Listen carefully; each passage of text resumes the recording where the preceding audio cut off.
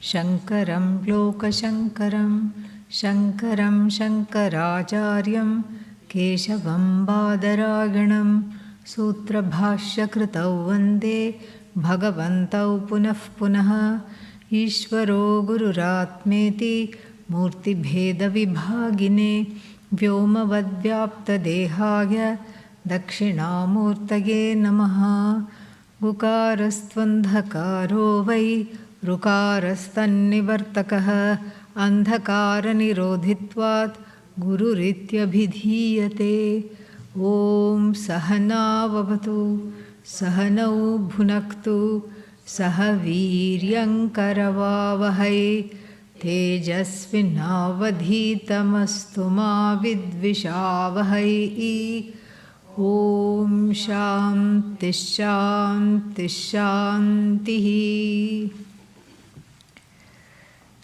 The last class of the retreat, we will start with verse 84.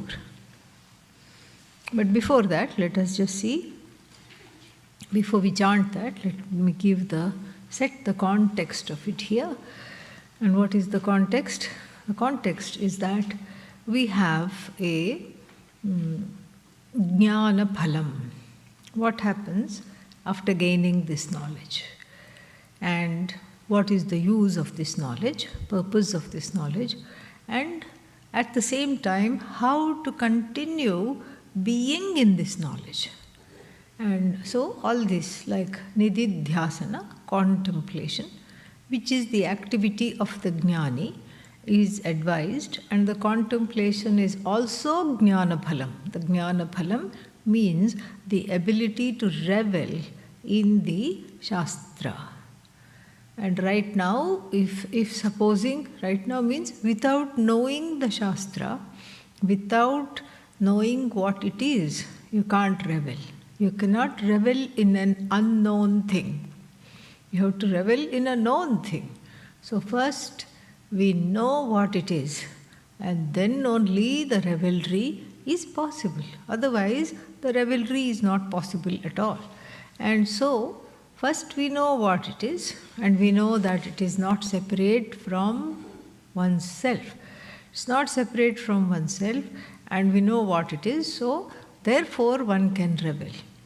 And after gaining the knowledge, the revelry is advised for two reasons. Revelry, or aka nididhyasana. The revelry is advised for two reasons. Reason number one, it is a fun thing to do. Yeah, that's why one revels. Revel means you can't revel in something that gives you sorrow. That's not reveling. That's, what is that? Drowning, okay? Yeah, that's not called reveling. You can only revel in something that gives joy. And therefore, this activity of revelry is joyous. And that joy is not dependent on the Shastra. There is another joy called Vidyananda, which is like a joy of research. Doing Vedanta PhD and research. That's not the joy here. This joy is recalling, just like chewing the cud. This joy is recalling what it is, what it all is, and it's recalling oneself, the nature of oneself, and just reveling in the nature of oneself. That is what this joy is all about. Now, having said that, then the second reason to revel is because if there are any, any obstacles to owning up the knowledge, this continued life of revelry and being with the knowledge removes those obstacles. Nididhyasana, or revelry in knowledge, contemplation of the knowledge, does not produce Atmajnana. Neither does it remove any doubts. What does it do? It removes what are called orientations that are opposed to what Brahman is. In short, I know I am Brahman, but ... what? I am behaving like an idiot, even though I know I am Brahman. I know I am Brahman, but I keep doing these things. I keep, for example, talking too much, or saying the wrong things, or I keep letting the raga dveshas get in the way, or I'm not able to kick this diffidence, lack of self-confidence. All these are, what are they called? They are called viparita bhavana. Viparita bhavana means patterns, chronic patterns. Chronic patterns that started before the knowledge was internalized. So those chronic patterns somehow act up from time to time. And what do? They see, it seems like I know this, but still this issue or this pattern is affecting me. So what does nididhyasana do? First of all, what is nididhyasana?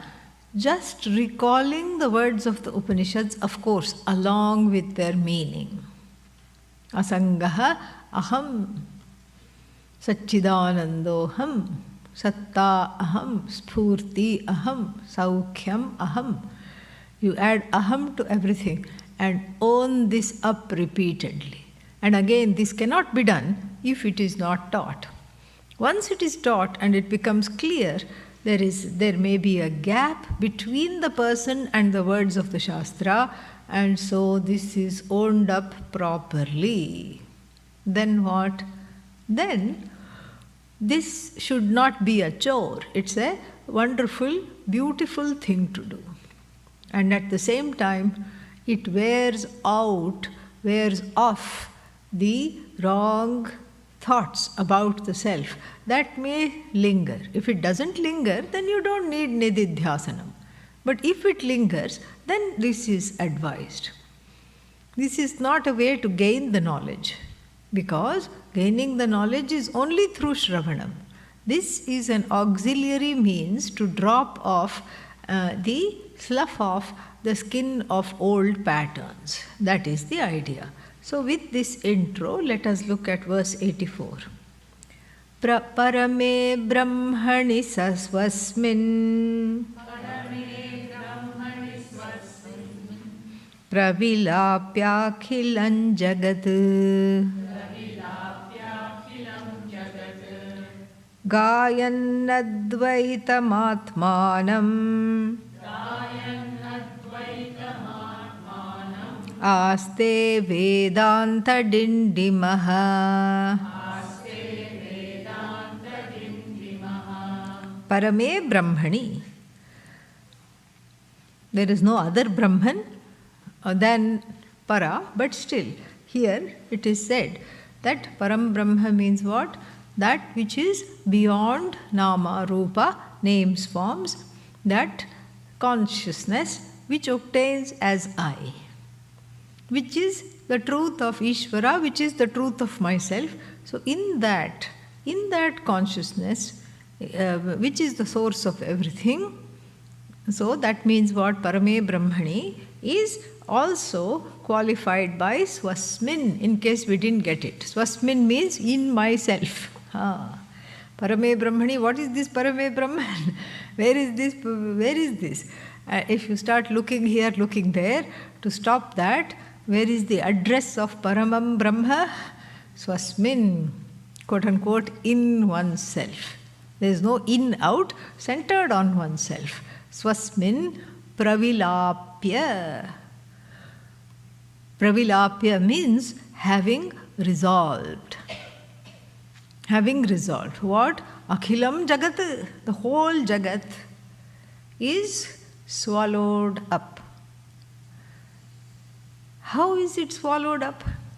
Because elsewhere in the Bhagavad Gita, in the second chapter, it's pointed out that the Jnani, in the discussion on the Jnani's Swarupa and the day-to-day life of the Jnani, it is pointed out that the Jnani has a say over the ways of the mind.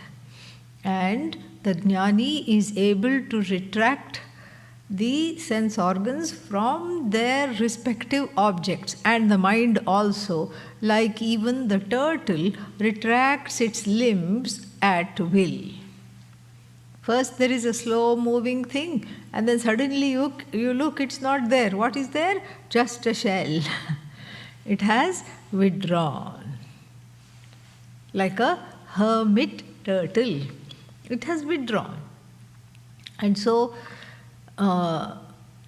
usually the turtle withdraws out of fear, but here that's not the example. The example is just the freedom to withdraw and then come out and not be affected by what one sees. That much is the example. And so what happens is that we have here the freedom to not engage in the Jagat. But then where is the Jagat? Huh? Where is the Jagat? Here. In between the temples, the entire Jagat is there. No, the Jagat is out there. It may be out there, but how do you know it is there? Because it is cognized here. Without it being cognized, it doesn't exist. We have spent a lot of time discussing that. So, Jagataha upalabdhisthanam means the buddhi, the intellect, the faculty of thinking, reasoning, etc. is Jagataha upalabdhisthanam. Upalabdhisthanam means the place where it is obtains. The Jagat obtains in the buddhi. The Jagat is cognized in the buddhi. So then, therefore, the Jagataha upalabdhisthanam buddhireva. Now, this buddhi has a dual function, so to speak. The buddhi, in the buddhi, the Jagat shines. The buddhi is a place where the Jagat shines. Pot, where does it shine? Buddhi, because I don't even have a pot here to demonstrate. Yeah, we have been using the buddhi pot. Since we moved over here, we have been using the buddhi pot for all the examples. I have been relying on your buddhi for this, for the pot. And so, when I say pot, where does it shine? In the buddhi. If I say flower, where does it shine? In the buddhi. So everything shines where? In the buddhi alone it shines. So the buddhi is a place where the Jagat shines. The Jagat is cognized. As what? As a second thing. What is the first thing that is cognized? I, exactly. I is first cognized, and depending upon that self-evident I, everything is cognized. That's why tameva bhantam anubhati sarvam. The self-shining I, cognized in the buddhi, mind you that the buddhi doesn't become the buddhi is just a place of cognition. The buddhi does not prove the I. The I is proofless existence. In fact, the I cognizes the buddhi. The I is conscious of everything and conscious of the buddhi also, but the buddhi becomes a place where the I is not cognized but recognized, recognized as existence. Okay? And then after that, what is, so based on the presence of the I in the buddhi, all objects are cognized. Pot, hat, cat, mat, rat, bat, etc. Or if you want Sanskrit words, ghata, pata, pata, matha, same thing. Some rhyming things you take. Then, so all these objects are cognized. The subject is also available in the buddhi. Objects are also available in the buddhi. Now, What does it say? Sarvam Jagat Pravilapya. So the first function of the buddhi is what? To recognize the objects. And then the buddhi also doubles as the place where the knowledge of the I as Ishvara takes place. Same buddhi. You can't bring another buddhi to recognize Brahman and one buddhi for day-to-day things. That means you need two heads, okay? Already one feels crazy. One already feels like one has two heads, perhaps 10, like Ravana. Confused. So we don't need another head. Let's not get ahead of ourselves and wish for another head, because that will give two headaches, okay? And so we don't need another head. So what do we need? We need to recognize the knowledge of the I as Ishvara. Where does it take place? Buddhi. The knowledge of the Jagat. Where does it take place? Buddhi. That's why we cannot say intellectual knowledge, because every knowledge is intellectual. As Pujya Swamiji would joke, there is no dental knowledge, there is only mental knowledge. Yeah. There is no dental knowledge. So, this is a very interesting fact. So, Jagataha upalabdhi sthanam buddhihi eva. And then, Jagataha adhishthanasya sthanam upalabdhi sthanam buddhireva. So, the Jagat is recognized where? Buddhau, in the buddhi, and then the truth of the Jagat, which is Ishvara, is recognized where? Also in the buddhi.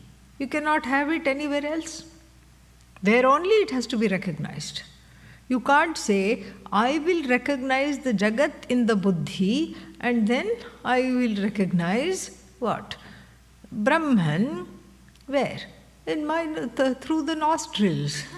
Very wonderful aroma, better than pakodas. You can't say that. Why? Because if it is available for sense organs, then if it is something that is available for sense organs, Brahman becomes finite. Ishvara becomes an aroma. And so therefore, the same buddhi serves as a place, a receptacle of recognition of objects and the subject. So the subject is recognized in two ways. First, as simply, I am a conscious being who exists. Conscious being is enough. Being means existence. Conscious means I am aware of myself and everything else. Okay, first that recognition is there. That recognition is the self-evident I that is recognized in the buddhi. Then, with the instruction, with the help of Vedanta instruction, that recognition of the nature of the I as one with Ishvara. Jagataha Karanam. Jagataha Upalabdhisthanam is also Jagataha Karanasya Upalabdhisthanam also. So then, the second thing is, with the help of the instruction, in the same buddhi, one is made to recognize what? One is made to recognize that I am nothing other than Ishvara. How am I Ishvara? Because what is this? What is this I? Not the body, not the mind, not the senses, but consciousness. What is Ishvara? Not the upadhi, not sarvajñatvam, not sarva shaktimatvam, not sarva vyapi, not sarva shaktiman. All those things are attributes. And the attributes come and go. The attributes are ignored. Upekshya, having ignored the attributes, transcended the attributes. What is Ishvara? Satchidanandam Brahma. This oneness is also recognized in the buddhi. Please understand, not by the buddhi. The buddhi is not an agent of this knowledge. Otherwise, we are in trouble. If the buddhi cooks up this knowledge, we are in lot of trouble, because it will say whatever it wants. One day it's in a good mood and it says, yes, yes, yes, I am Brahman. Another day it says, Brahman who? There is no Brahman.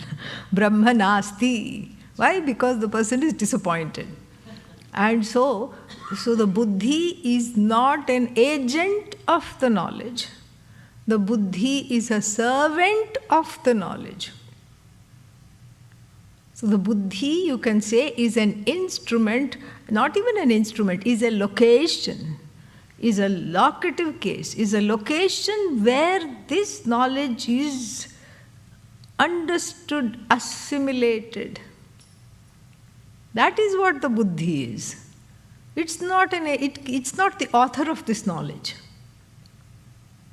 Aham Brahmasmi. Oh, nice book. Who is the author? Buddhi. Yeah, doesn't sound good.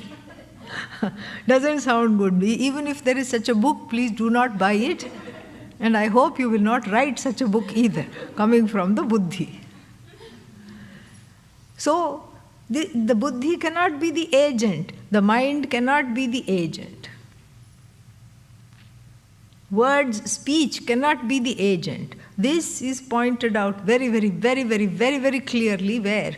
In the Taittiriya Upanishad. The speech and mind here, mind/buddhi, both of them together.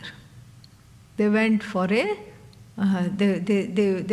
walk and they said, let's conquer Brahman and bring it back. Everybody will be very, very happy.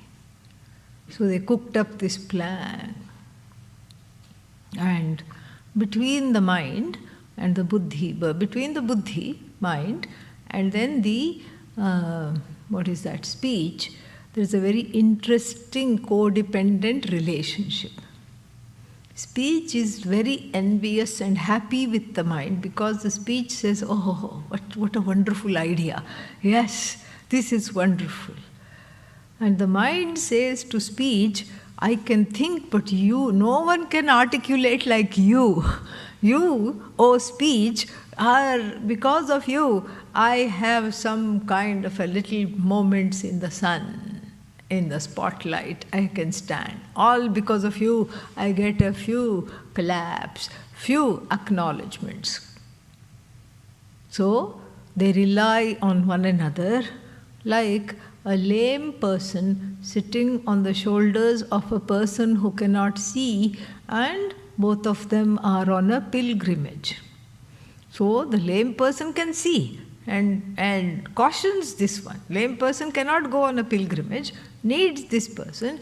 The blind person also by himself, herself cannot go on the pilgrimage, needs to be guided. So this way there is anyonya ashraya, mutual dependency. And then what happens? With great aplomb, they go with a, what is that called? Lasso. to catch, tie up Brahman and bring and show the world. What this Upanishad has made such a secret and a big deal of Brahman? No, between the two of us we have done amazing things. We have a word for everything. We have caught everything in the mind, in the speech. And then so they go, and the people of the towns give them a big send-off. They put a tilak, they do arati, flowers, everything. And then they go off. Then what happens? Nothing happens, that's the point. It's a sad story. While going, they advertised and they, called all the people and the press. And then they were pressed to come back without knowing Brahman, without being able to capture Brahman. In the dead of the night, they slunk back in. And then what? Ishvara took pity on them. And then Ishvara said, okay, you can be in service of the knowledge. You are not the author of me, Ishvara, or the author of this knowledge. You can be in service of the knowledge. So you be a person, you be people who can sing the praises of this knowledge.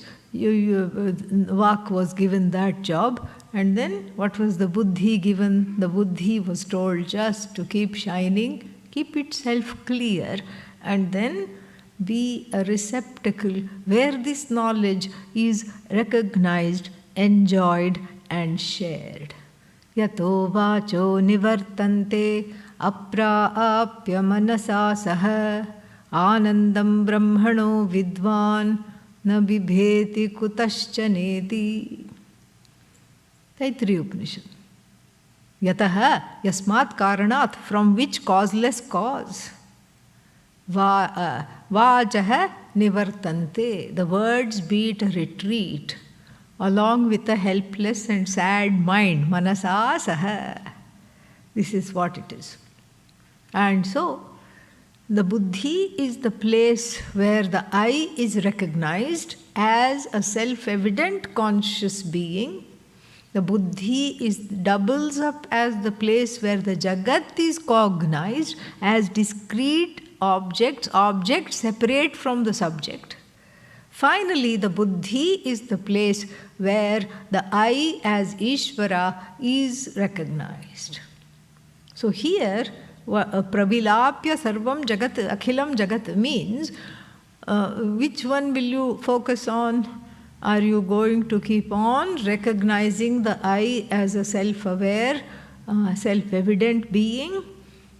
Are you going to recognize or focus on the recognition of discrete objects, or are you going to recognize the I as transcending subject and object? The latter, the last one, is what one is asked to do. The self-evident I shines anyway, and then what happens is that the buddhi is kept clear of seeing discrete objects, or rather I should rephrase it and say of seeing objects as discrete, separate from myself. You can't keep, saying I'm going to close my eyes because I don't want the world to come in, and I'm going to close my ears. It will work for a little while. What is that? Samadhi. All this is helpful. What is the other thing called? Dhyanam, Samadhi. All is good. No problem. Everything will work for a little while.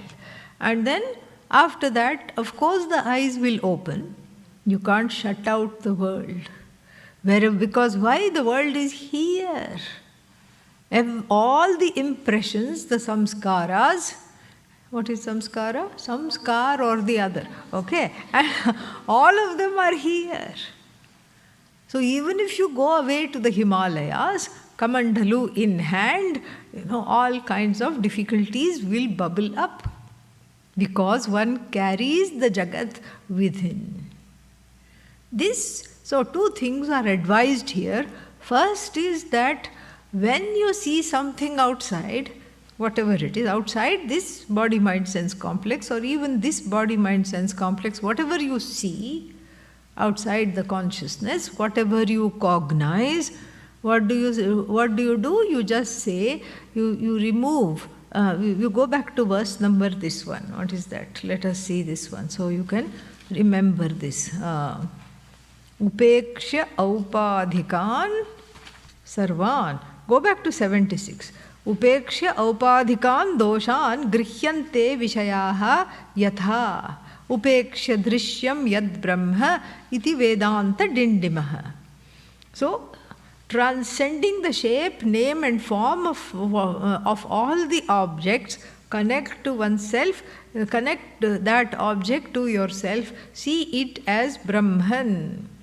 Just like the goldsmith. What is the goldsmith? Gold Jnani. Yes. Goldsmith has gold knowledge.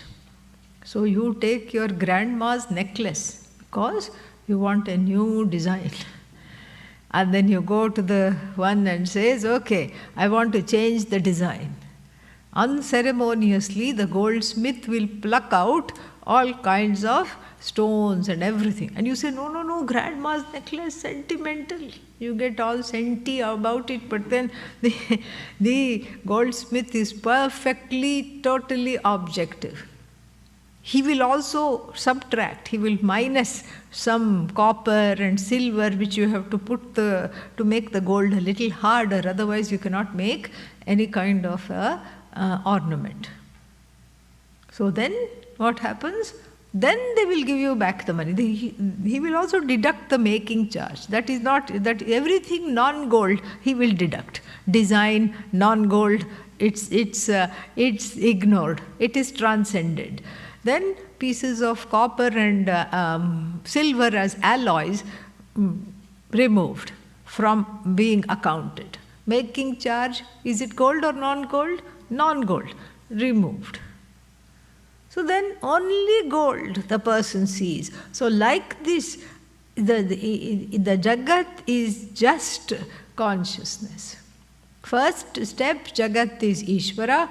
Ishvara is consciousness. That consciousness is me. This is what one has to do, because you cannot push the Jagat out because it is here to stay. So you revolutionize the way in which the Jagat is seen.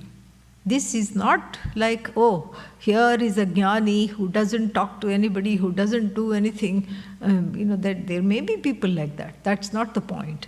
The point is, while living in the world, you can't say there is no world. There is a world. But the nature of it you understand. You understand the nature of it as non-separate from me. This is called pravilapanam. This is called the resolution of the Jagat. Pravilapanam doesn't mean that, the Jagat, you go and try to demolish the Jagat, or you try to push away the duality. No. The quote-unquote external duality does not affect me. So then, resolving the Jagat in this way, what is left? Advayam Atmanam. There is Advaya Atma. The Atma, the I which is non-dual, is left. Why is it non-dual? There is no Jagat. There is no Ishvara separate from me. This one has understood. So all Ishvara, Jagat, I are all one and the same. So all that is there is I as consciousness. So then, okay, I have recognized this. What should I do? Vedanta Dindima says, break into song. Gayan aste. Not just one song. Keep on singing. Keep on singing. Singing why? Because it's an expression of joy. That's why. Keep on singing. And here there won't be any sad songs. There will be only happy songs. And here he has also, the author has lifted this from the Taittiriya Upanishad. Same words. Etat samagayan naste ha-u ha-u ha-u ahamannam ahamannam ahamannam ahamannado hamannado hamannadah. Like this. The Upanishad is so helpful, it gives us the lyrics of the song as well, that we are supposed to be Gayan Aste. Keep on singing. What should you sing? So first you should make some nice sounds which are there in the Samaveda. How, you're warming up, okay? And then you say Ahamannam, Ahamannam, Ahamannam. The food which I eat is what? Me. I am the food, I am the food, I am the food. Then suddenly one doubt comes, oh my God, somebody is going to eat me up. So quickly you add, ahamannado, hamannado, hamannadah. I am the eater of the food also. I am the eater of the food also. I am the food, I am also the eater of the food. And ahag shloka krid, ahag shloka krid, ahag shloka krid.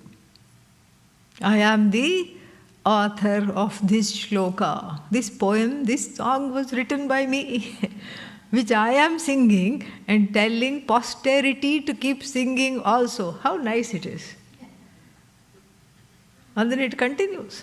Ahamasmi prathamajarittasya. I'm the firstborn. I'm the first one that has manifested, the first to manifest. In other words, I'm non-separate from this Jagat. I am the truth of which people speak. I am speech, I am thoughts, I am everything. Very beautiful it is. And so like this, Gayan aste, keep singing. But if I can't sing, what to do? Keep listening to other jnanis singing. Revel in that. That's what it is. So, Gayan aste, meaning the person keeps on singing, remains singing, keeps on singing what? The glory of oneself, which is the glory of Ishvara, which is the glory of Vedanta, which is the glory of the Jagat, which is all just one glory, and about that glory the person keeps singing. Then, that is the verse 84, very beautiful, is it not? Yeah. As soon as we start thinking, the Dindima cannot get any better, it surprises us.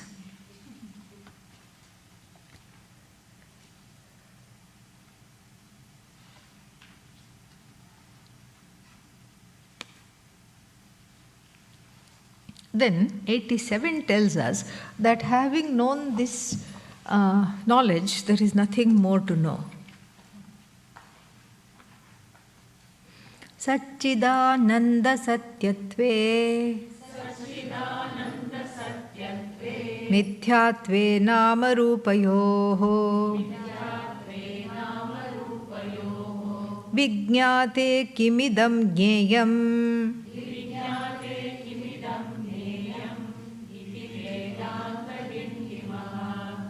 So, satyatve, when it becomes real, what? I am satyam jnanam anantam, aka Sat Chit Ananda, aka ABP. What is ABP?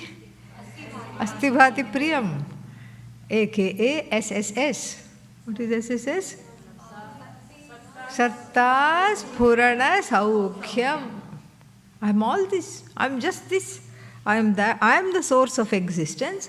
I am that which is the source of consciousness, and limitlessly so.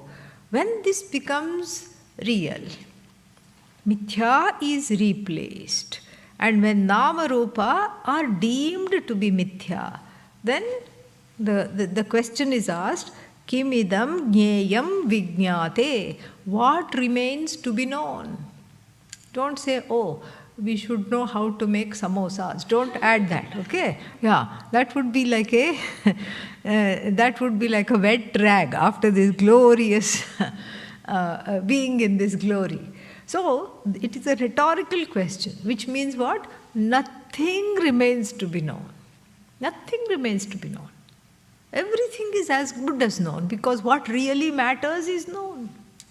The truth of the Jagat is known. When you know clay, you know all the world of earthenware is as good as known. And when the goldsmith knows the gold, then the world of ornaments is as good as known. And then like this. So when you know the wood, the world of furniture is as good as known. That's what it is. And when you become this kind of, when you are able to transcend the name and form as mithya, not non-existent, mithya. This one does in the everyday life. So, touch wood. Is this wood? Yes. But then it's not like the wood I know. Wood I know is like a tree, etc. What is this? It's in a different shape. It's all polished and it has different grains and it looks different. But yet what do I say? Touch wood. When I say touch wood, I am transcending the name called whatever it is, this desk. Yeah. I'm transcending the table. I'm transcending the chair if I say touch wood and the chair is made of wood. I'm transcending the cushion if it has one. I'm transcending everything, looking at only wood. In order to say touch wood, I don't have to go to next door, Sailorsburg lumber, okay? And then touch the wood there. Do I have to do that? No.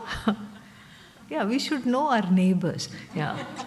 So the neighbor on this side is Sailorsburg lumber. You don't have to go touch the wood there. Here itself I can say touch wood. And as Pujya Swamiji would say, if nothing else is available, touch wood. Yeah, no comments, okay? Yeah. That means buddhi has jadatvam. People say this without understanding. Oh, knock on wood, touch wood. So when I say touch wood, nama rupa gone, transcended. Wood is what is touched. Similarly, here also, same thing is advised. Mithyatve nama rupayoho. When the nama rupa are deemed as mithya. That's why I'm not saying touch desk. That's why I'm not saying touch table and then touch wood. Are there two things here? Table and wood? Are table and wood synonyms? No. They are not synonyms. Synonyms means they refer to the same, they are different names for the same thing. It's not that sometimes I can call it wood and sometimes I call it table or desk. Table and desk are synonyms, but not table and wood. What is the relationship between table and wood? Cause-effect relationship. Table is the cause, am I right? Huh? No, okay. Wood is the karana, table is karya, as though. That is what is mithyatva. As though karya. Karya non-separate from karana, effect is the same as the cause. So therefore when I say touch wood, I am with the cause. Effect is as though transcended. And so when this becomes a reality, with regard to touch wood, I am a jnani, wood jnani. I am a gold jnani. I am a clay jnani. But when that same thing, when I can say I am an atma jnani, then what happens? Everything is as good as known. Because when do I become a wood jnani? When I know wood. But if I am the knower of wood, I cannot also perhaps be the knower of clay. If I am the knower of clay, I can also perhaps not be the knower of gold. But that which is the cause of clay, wood, gold, all the way up to 5 elements and the body-mind-sense complex, if I know that, if I know the cause of all, there is nothing to be known. No, but what about the small, small things? What about language? You don't need to know the language because you know what really matters. But what if I go to a foreign country? So if you become an Atma Jnani and go to a foreign country, you'll have lots of people to help you navigate. So don't worry. All your devotees will be there, your followers will be there, they will take care of you, okay? Yeah, not to worry. And even if nothing is there, Bhagavan will take care. Oh, see, if you are an Atma Jnani, you need bhiksha. So this is a universal thing. You can get fed anywhere you want if you just go like this. Yeah, this is feed me in all languages. Simple. Oh, what about a particular skill? That skill is you. That skill is you. It's already you. No, but that person is an expert. I am not an expert. That person is you. That is what we have to, that is Sarvatma Bhava.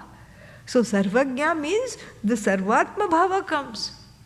You cannot be Sarvagya without being Sarvatma. You are the Atma of all. So that's why if somebody has a PhD, you have a PhD. If somebody else can sing, you can sing. Even if you're afraid to open your mouth, you sing through many mouths. You eat through many mouths. You talk through many mouths. You conduct business through many, many bodies, many, many senses, many, many minds. So it's all you anyway. So you don't have to know everything discreetly and separately because it's all you. But if you want to do something, if you want to know something, there is no bar. You can do whatever you want. And so this is a very nice verse to see. Vijñāte kim idam jneyam. There is nothing that is jneyam. There is nothing at all that is to be known. And then here is a tongue-twisting verse, the very next one, 88. Salambanam niralambam sarvalambaavalambitam alambe nakhilalambam.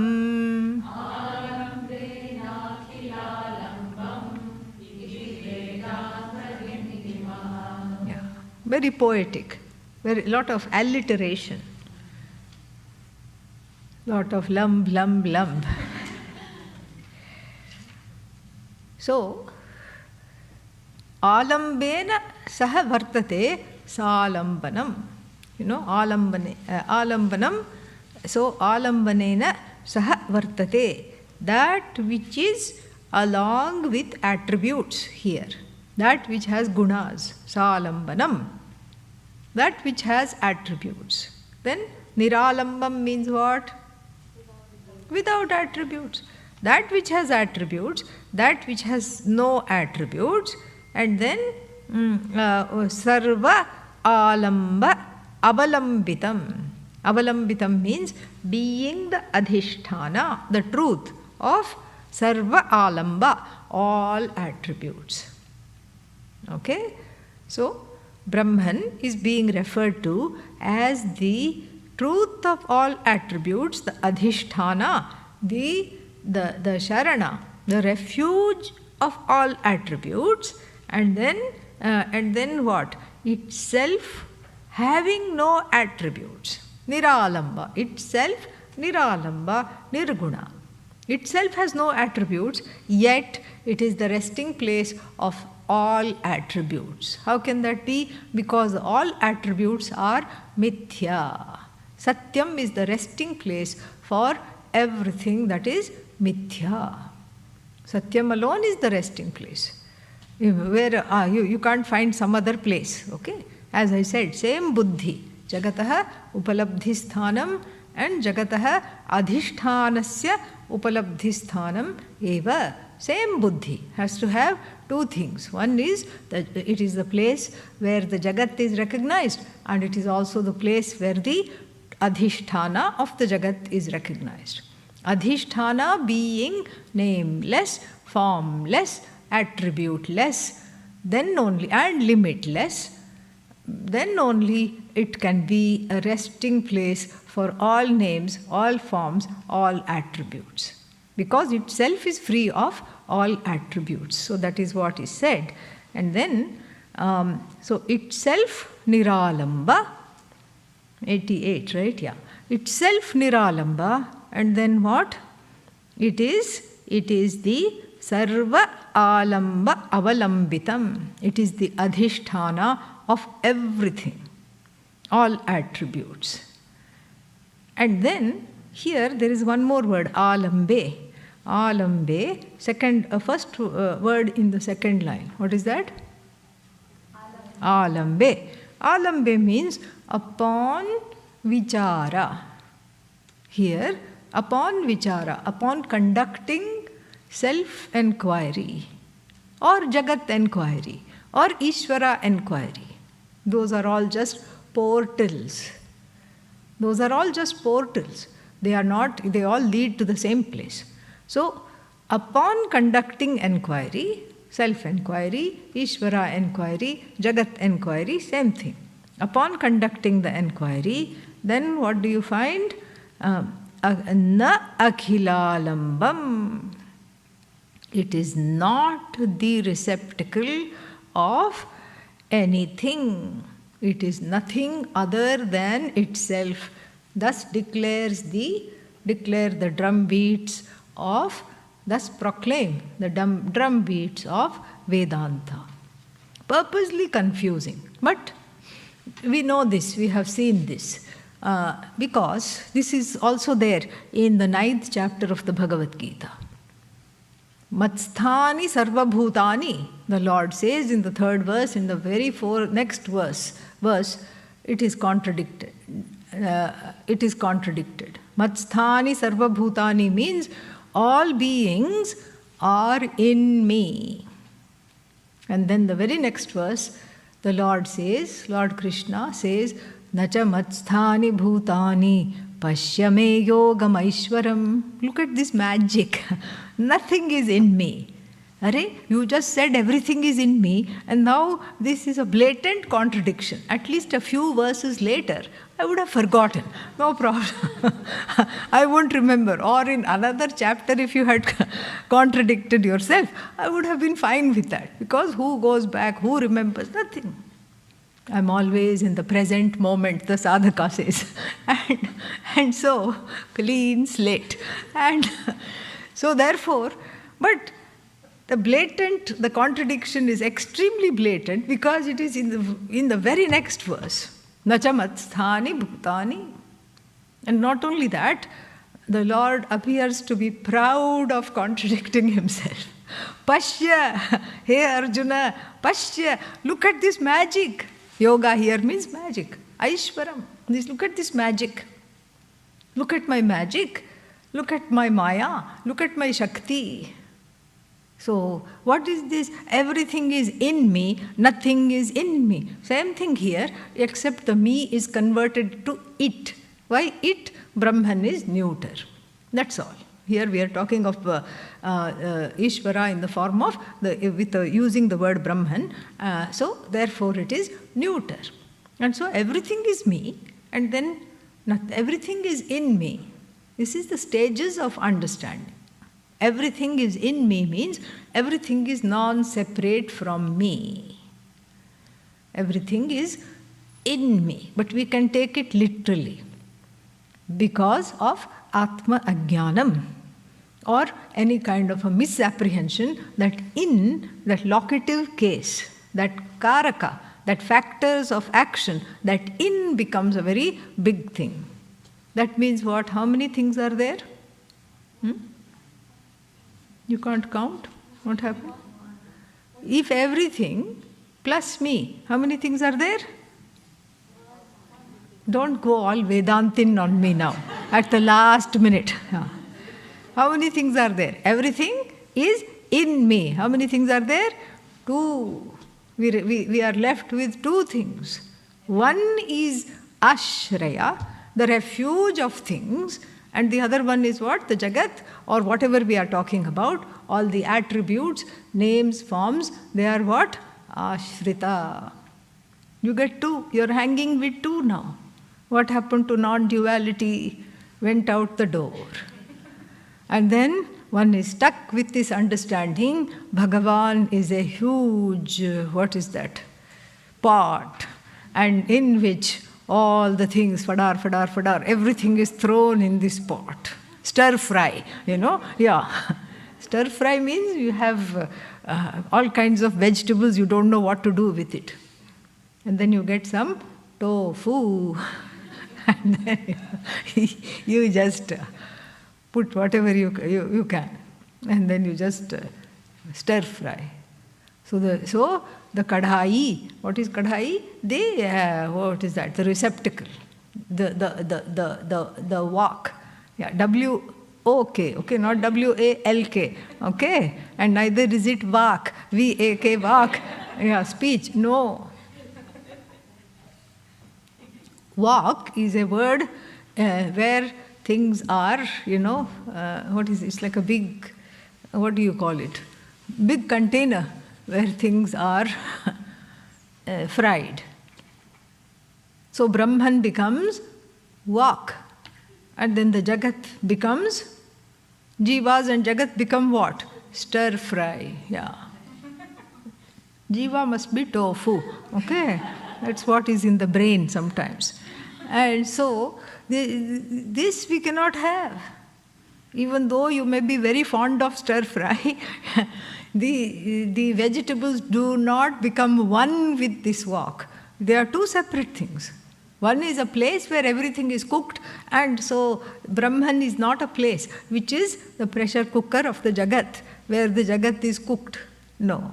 So we are left with two things, with that understanding, in the first line here, and also in the Bhagavad Gita. What is that? One is Ashraya, the refuge of the entire Jagat, and all bodies, minds, etc. Starting with the 5 elements. We have that. And then what do we have? The container called Brahman. It's just like our dabbas at home. You have this container where all the snacks, etc. are kept. So we have what is contained, and we have the container. This we cannot go home with this knowledge. This cannot be, and absolutely must not be, the takeaway from this retreat. I forbid it. And even the Shastra forbids it. Cannot have that. And so therefore we need some word wizardry. You have to become a word wizard. You have to know how to dexterously use the words to convey something. Here, that something is, that everything is non-separate from Brahman, to convey that without seeing Brahman as a container, a receptacle where the Jagat is thrown in, or a petri dish where the Jagat is born, like fungus, etc. No. And so that's why in this very creative verse we have, so first what do we recognize Brahman as? Sarvalamba avalambitam, that which is the refuge, the ultimate adhisthana of everything. All attributes originate from that, originate from that adhisthana alone, sustained by the adhisthana, and then what?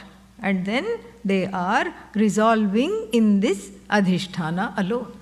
And this is exactly what the third valli of the Taittiriya Upanishad talks about. Yato va imani bhutani jayante. Yasmat karanat, from which causeless cause all beings come to be. Yena jatani jivanti, because of which all beings are sustained. Because of which causeless cause all beings are sustained.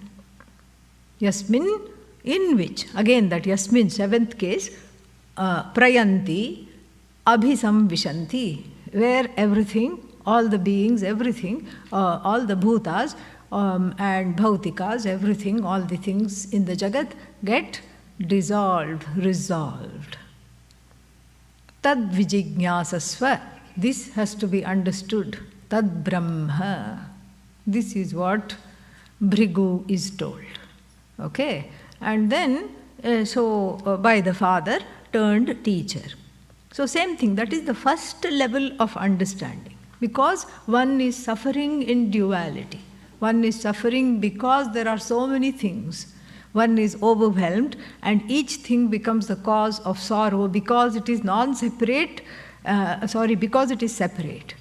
So that separation is resolved by seeing everything as coming from Ishvara. Ishvara is the author of the whole Jagat, and so what do? You Ishvarize the Jagat.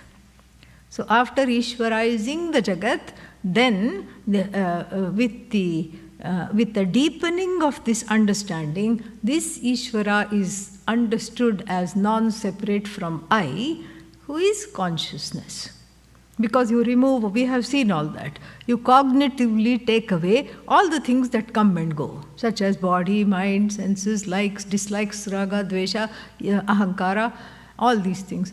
They come and go, so they are not accounted for. We saw that in the earlier verse, 75 verse, upekshya aupadhikan sarvan.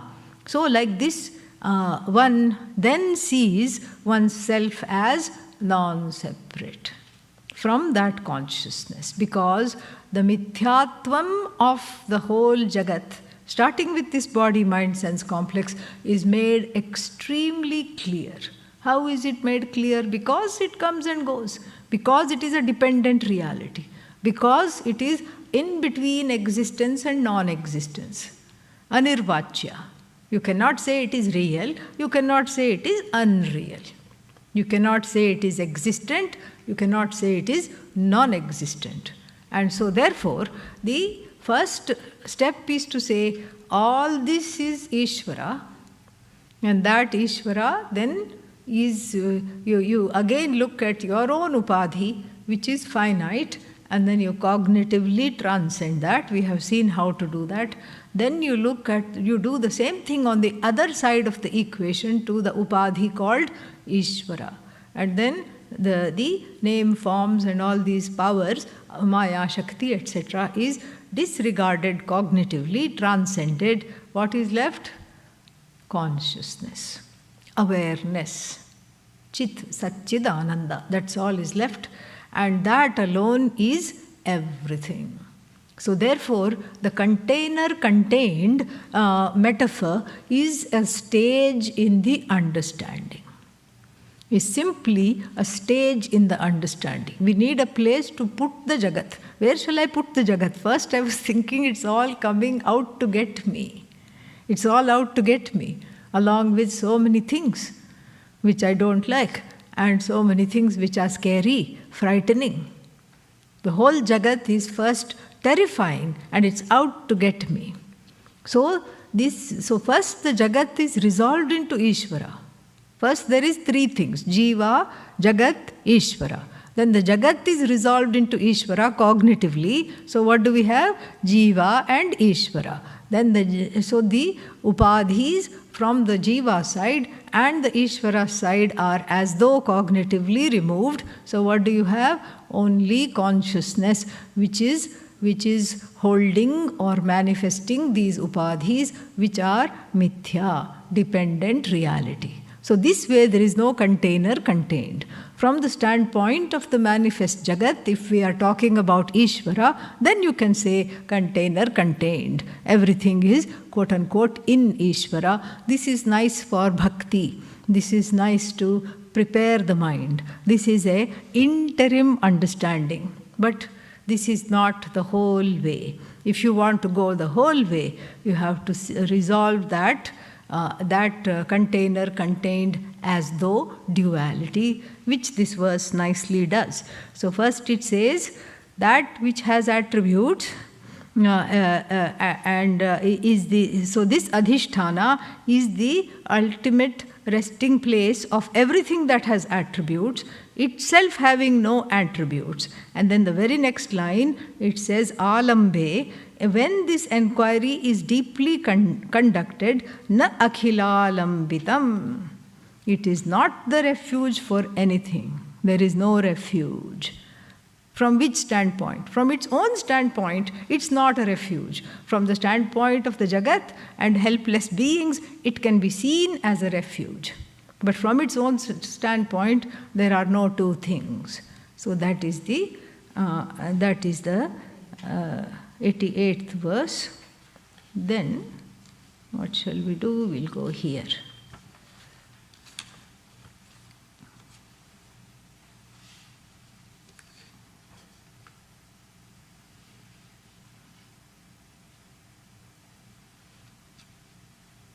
'94.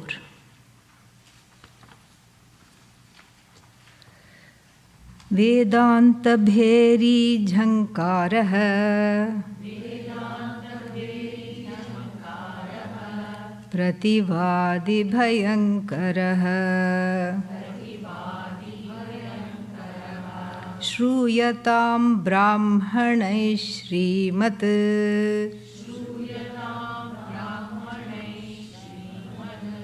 Dakshinamurtyanugrahat.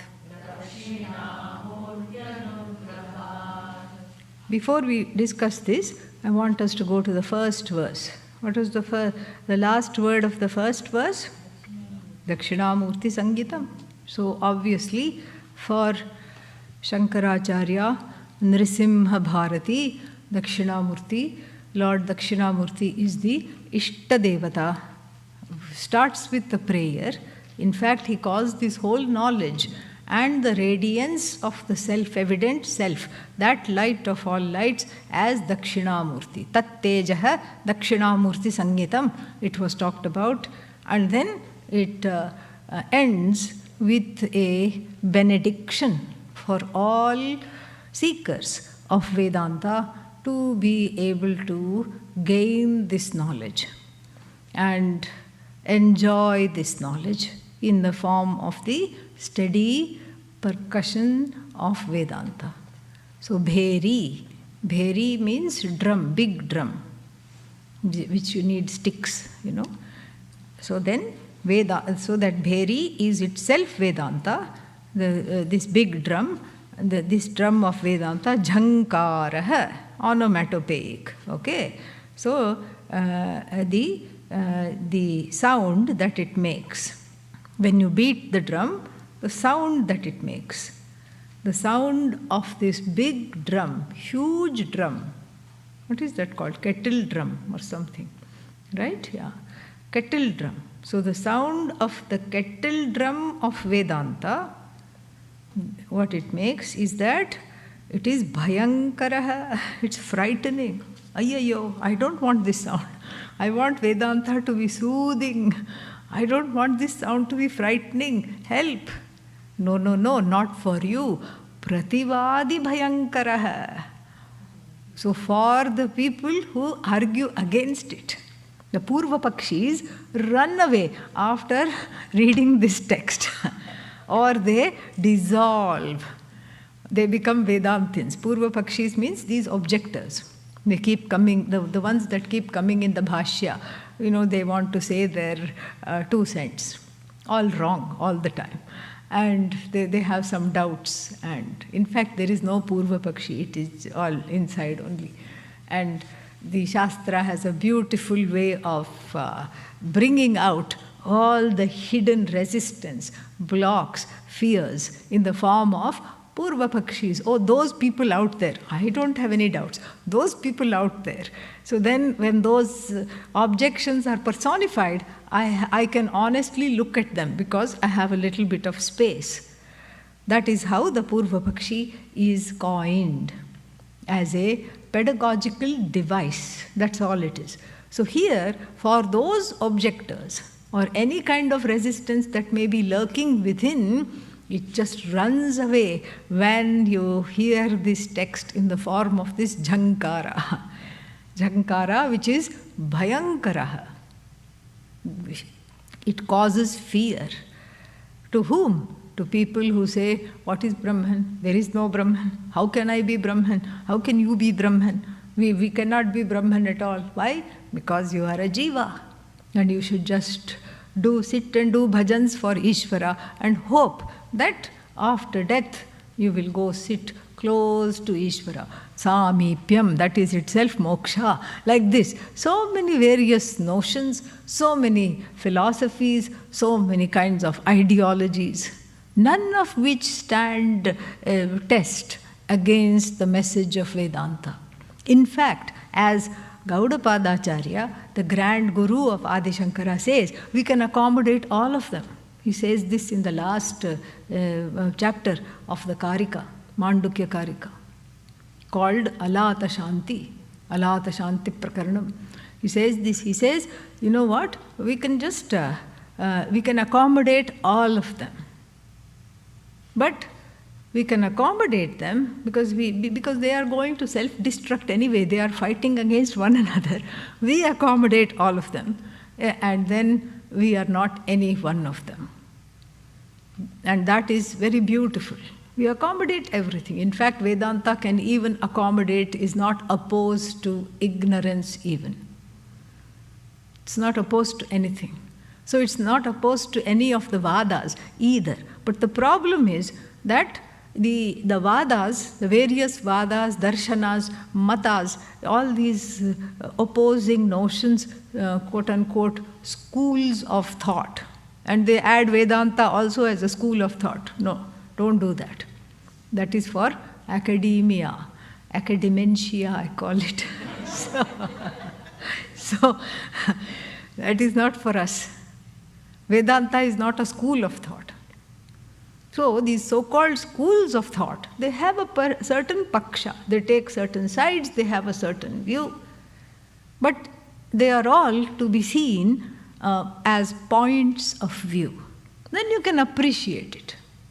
A point of view, you can appreciate as long as you know the view, the point of view, yes, no problem. If you don't know the view, then there is the danger of the point of view becoming the view. Mithya becoming Satyam. And so, for all those people who claim, Panditam Manyaha, the people who are self-styled Pandits and claim our way is the best way, my way or the highway, follow me, all these people, as soon as they hear this text, which is really the big kettle drum beats of Vedanta, they run away. Frightened, they run away. They just go away. They are resolved. Why? Because this knowledge of, this sacred knowledge of the self, as it is outlined in the verses that we have seen, brooks no opposition.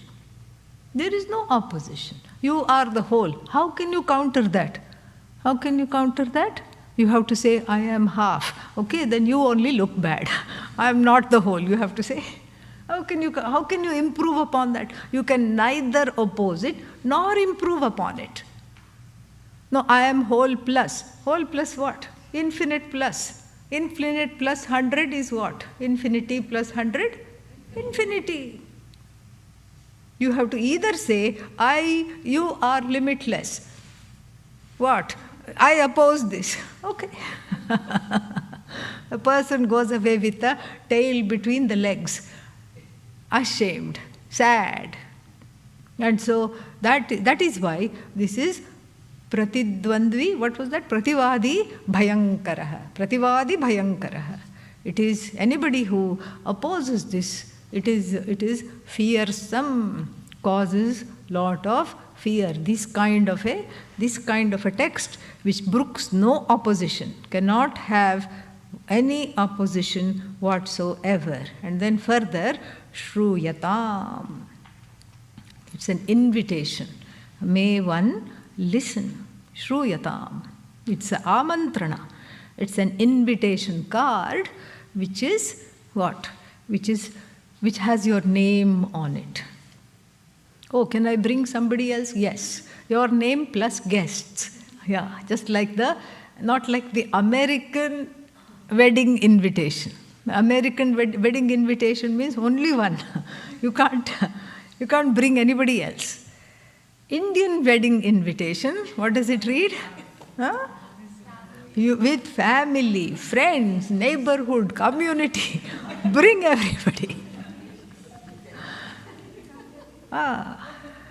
That kind of an Shruyatam. This is an invitation with your name on it, an invitation to go on this as though journey of moksha, the truth of yourself. Shruyatam. May this be listened to. Why?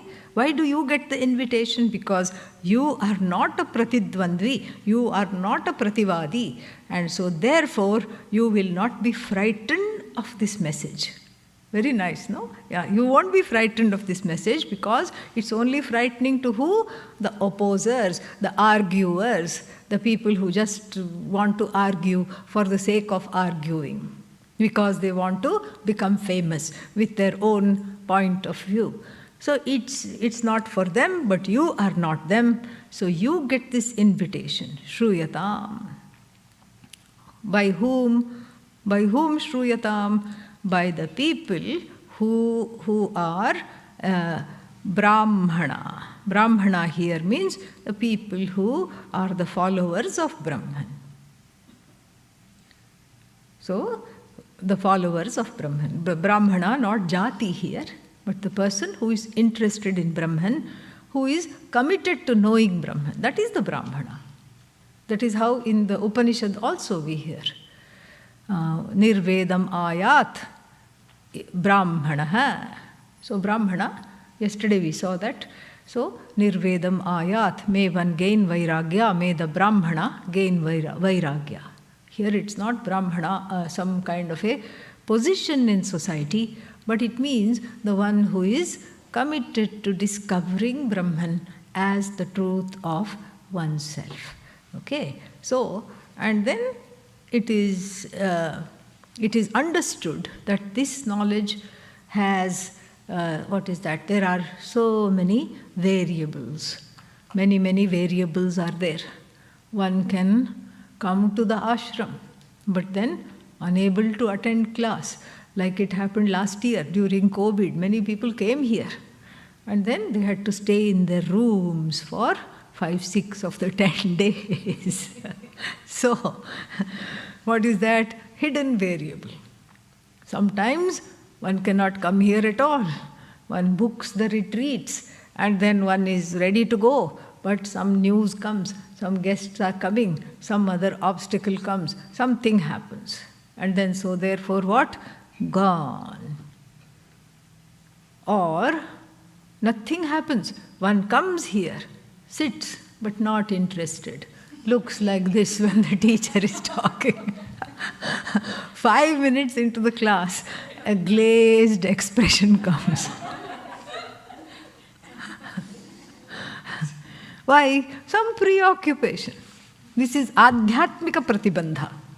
The other things are adhibhautika pratibandha. Or something happening, COVID or God forbid, things like that, adhidaivika pratibandha. From different sources. And we say different sources, but it's all Ishvara only. So therefore, as the Viveka Chudamani says, Durlabham Trayame Vaitat Daivanugraha Hetukam. Only through Bhagavan's grace do we gain 3 things. Shastra likes 3. Number 3 is very much avastha, traya, 3 things, everything 3. 3 lokas and then 3 shariras, 3 gunas. Yeah. And so here this knowledge comes when the 3 things are in order. What are the 3 things? All of them begin with M. In America, we only know M and M, 2 M's. Yeah. This is M and M and M, 3 things. What is the first thing? Manushyatvam. Human birth, very rare. Human birth is for moksha, no other reason. All other things you do on the side, no problem. You can have many side hustles, but moksha is the main pursuit. Many things you can do on the side. And next one, mumukshutvam. What is mumukshutvam? Desire for moksha. Moksho me bhuyad iti ichha. Desire for moksha. And then finally, third M, Mahapurusha Samshraya. Guru Prapti. That is what it is. Gurukula Prapti, Guru Prapti. Place to study and teachers to study from. That also is very important. So all 3 you can plan for, you can work for. In fact, you must plan for and work for. But that which gives all these things which are asked for and which are planned for and worked for is the Daivanugraha, Devasya Anugraha, Bhagavan's grace. Before his Mahasamadhi, Pujya Swamiji for many months kept on talking grace, grace, grace. Every talk, wherever he talked, was all about grace. That is what is that. Grace is not something which is dispensed on selected people. That's not grace. That may be in other traditions. But in our tradition, grace is already there in the form of untapped punya. Punya is Bhagavat Prasada. Punya is given by Bhagavan. It is earned by you, but it is recycled and gift-wrapped and given to you by Bhagavan. Tapping into that through prayer, through jignasa, through invocation, that is the grace. And the grace of the Lord has to be tapped into. You get what you ask for. You have to ask for it. And for the one who asks for it, the grace is like an aquifer. Aquifer means what? Underground source of water. You just have to dig. When you dig, that is the action, prayer. Digging is the action, prayer, surrender, invocation, and then the water in the form of the flow, uninterrupted flow of the Shastra that washes off guilt, that washes off hurt, that cleanses the antahkarana from being what? Thinking that it is a karta, it is a bhokta, it is a pramata. All these things are cleansed off, because of which that Shastra alone, to activate that water flow, the Ganga of knowledge, Bhagavan has to be enlisted. And here, the author has done it for us. The author prays for us and says, with Srimat Dakshinamurti. Why Srimat Dakshinamurti? Full of abundance. Shri, Shakti, abundance, Lakshmi. And so, Shriyayuta Dakshinamurti. That Dakshinamurti who is not all conjuice, does not, holds back the anugraha. No. Overflowing with anugraha, overflowing with compassion. That Dakshinamurti, may the grace of that Dakshinamurti make one listen happily, carefully to the drum beats of the big drum called Vedanta, which chases away the ghouls of pain, sorrow, fear, guilt, and hurt. So that completes the text, selected verses. And then, whenever we complete, to show that the knowledge is always a circle, we will just chant together the first verse, to show that it is always continuing. And you will be back here for more and more retreats. That is the prayer. Vedanta Dindimas Tattvam Ekam Udghoshayanti Yat Astam Purastat Tat Tejah Dakshinamurti Sangitam.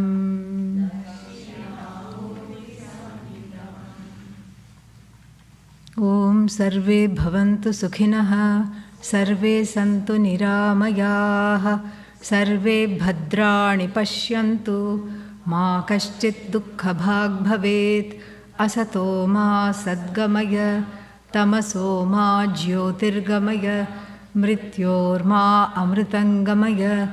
Om Purnamadav Purnamidam Purnat Purnamudachyate Purnasya Purnamadagya Purnamevavashishyate. Om Shanti Shanti Shanti. Harihi Om Shri Gurubhyo Namaha. Harihi Om. Thank you.